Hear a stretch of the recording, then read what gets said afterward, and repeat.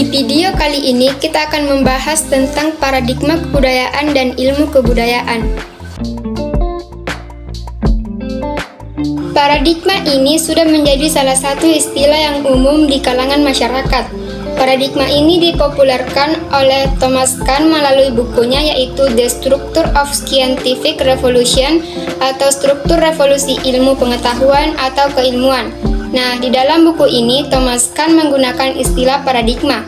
Tetapi ada beberapa kritik terhadap buku Thomas Kuhn. Yang pertama, tidak memberikan definisi yang cukup jelas dan tidak konsisten memaknai konsep paradigma sehingga membingungkan para ilmuwan. Kedua, konsepsi paradigma belum lengkap. Unsur-unsur paradigma yang ditawarkan juga belum lengkap.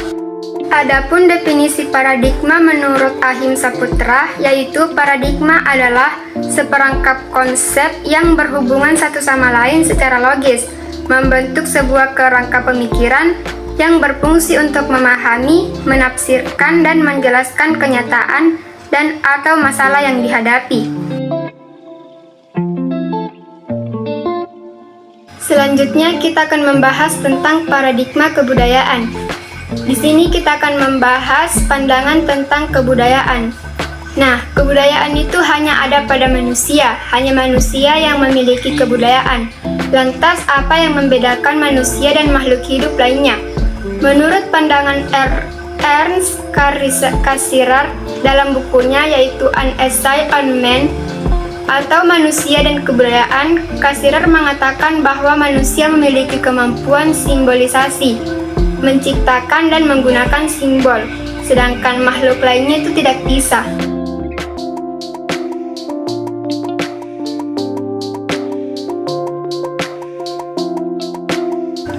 Menurut Cassirer di dalam bukunya mengatakan bahwa manusia adalah animal simbolicum.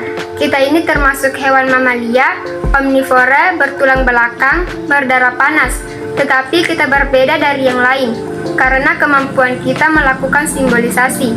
Adapun kerabat yang paling dekat dengan kita itu adalah simpanse. Mengapa kita mengatakan paling dekat? Karena DNA-nya paling dekat dengan manusia. Perbedaan yang membedakan kita dengan simpanse itu yaitu kemampuan menggunakan simbolisasi dan menciptakan simbol.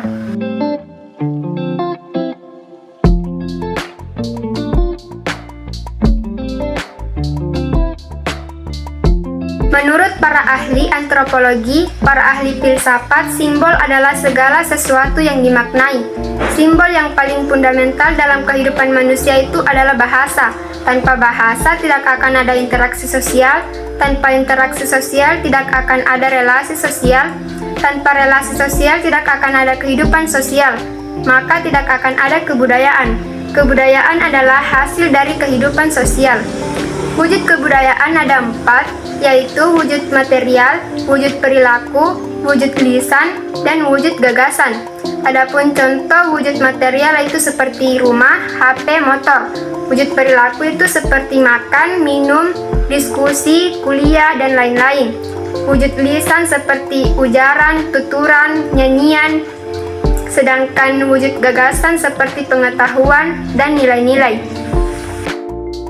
Adapun definisi kebudayaan menurut Achim Saputra adalah perangkat simbol yang diperoleh manusia dari kehidupannya sebagai warga masyarakat dan digunakan untuk membangun dunianya dan beradaptasi dengannya. Ciri-ciri wujud kebudayaan menurut ciri ontologis, yaitu wujud fisik dapat dilihat, dapat diraba, dan tidak dapat didengar. Wujud perilaku tidak dapat dilihat, tidak dapat diraba, dan tidak dapat didengar.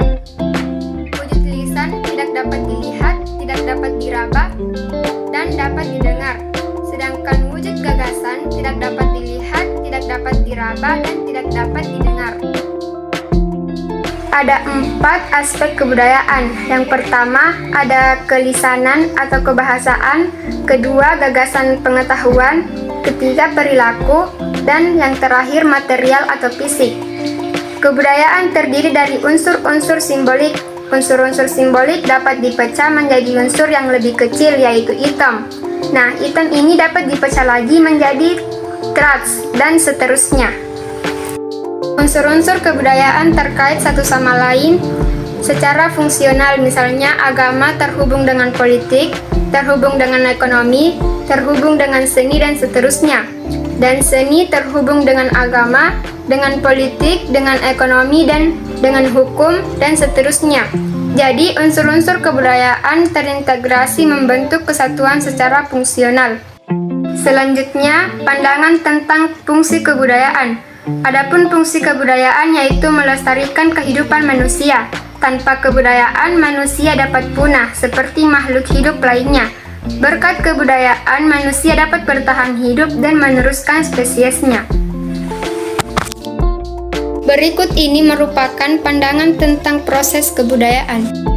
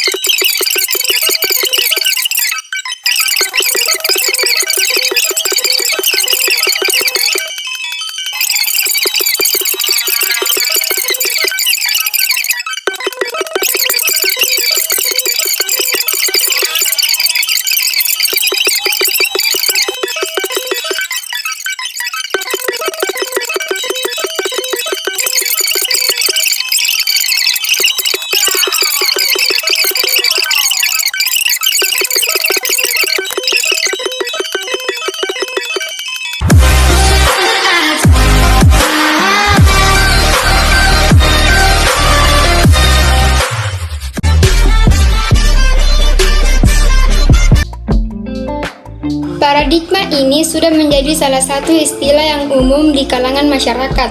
Paradigma ini dipopulerkan oleh Thomas Kuhn melalui bukunya yaitu The Structure of Scientific Revolution atau Struktur Revolusi Ilmu Pengetahuan atau Keilmuan.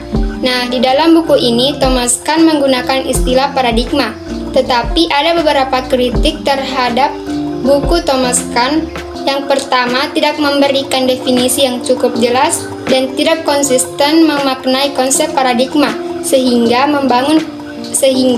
membingungkan para ilmuwan. Kedua, konsepsi paradigma belum lengkap. Unsur-unsur paradigma yang ditawarkan juga belum lengkap. Adapun definisi paradigma menurut Achim Saputra, yaitu paradigma adalah seperangkap konsep yang berhubungan satu sama lain secara logis, membentuk sebuah kerangka pemikiran yang berfungsi untuk memahami, menafsirkan, dan menjelaskan kenyataan dan atau masalah yang dihadapi. Selanjutnya kita akan membahas tentang paradigma kebudayaan. Di sini kita akan membahas pandangan tentang kebudayaan. Nah, kebudayaan itu hanya ada pada manusia, hanya manusia yang memiliki kebudayaan. Lantas, apa yang membedakan manusia dan makhluk hidup lainnya? Menurut pandangan Ernst Cassirer dalam bukunya yaitu An Essay on Man atau Manusia dan Kebudayaan, Cassirer mengatakan bahwa manusia memiliki kemampuan simbolisasi, menciptakan dan menggunakan simbol, sedangkan makhluk lainnya itu tidak bisa.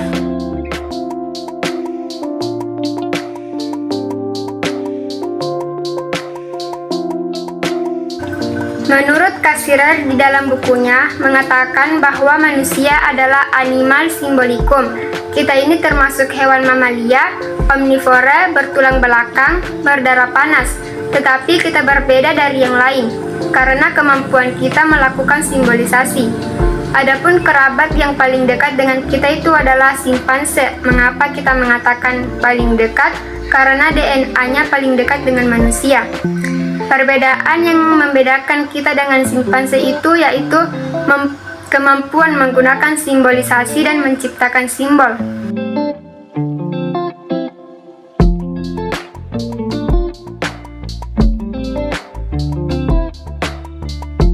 Menurut para ahli antropologi, para ahli filsafat, simbol adalah segala sesuatu yang dimaknai. Simbol yang paling fundamental dalam kehidupan manusia itu adalah bahasa. Tanpa bahasa tidak akan ada interaksi sosial, tanpa interaksi sosial tidak akan ada relasi sosial, tanpa relasi sosial tidak akan ada kehidupan sosial, maka tidak akan ada kebudayaan. Kebudayaan adalah hasil dari kehidupan sosial. Wujud kebudayaan ada 4, yaitu wujud material, wujud perilaku, wujud lisan, dan wujud gagasan. Adapun contoh wujud material itu seperti rumah, HP, motor. Wujud perilaku itu seperti makan, minum, diskusi, kuliah, dan lain-lain. Wujud lisan seperti ujaran, tuturan, nyanyian. Sedangkan wujud gagasan seperti pengetahuan dan nilai-nilai.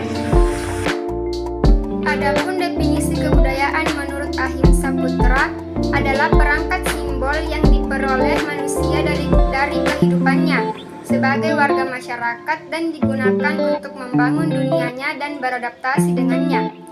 Ciri-ciri wujud kebudayaan menurut ciri ontologis, yaitu wujud fisik dapat dilihat, dapat diraba, dan tidak dapat didengar. Wujud perilaku tidak dapat dilihat, tidak dapat diraba, dan tidak dapat didengar.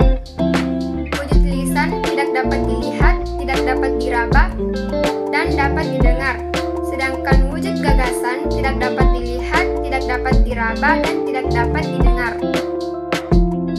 Ada 4 aspek kebudayaan. Yang pertama ada kelisanan atau kebahasaan, kedua gagasan pengetahuan, ketiga perilaku, dan yang terakhir material atau fisik. Kebudayaan terdiri dari unsur-unsur simbolik. Unsur-unsur simbolik dapat dipecah menjadi unsur yang lebih kecil, yaitu item. Nah, item ini dapat dipecah lagi menjadi traits dan seterusnya. Unsur-unsur kebudayaan terkait satu sama lain secara fungsional, misalnya agama terhubung dengan politik, terhubung dengan ekonomi, terhubung dengan seni, dan seterusnya.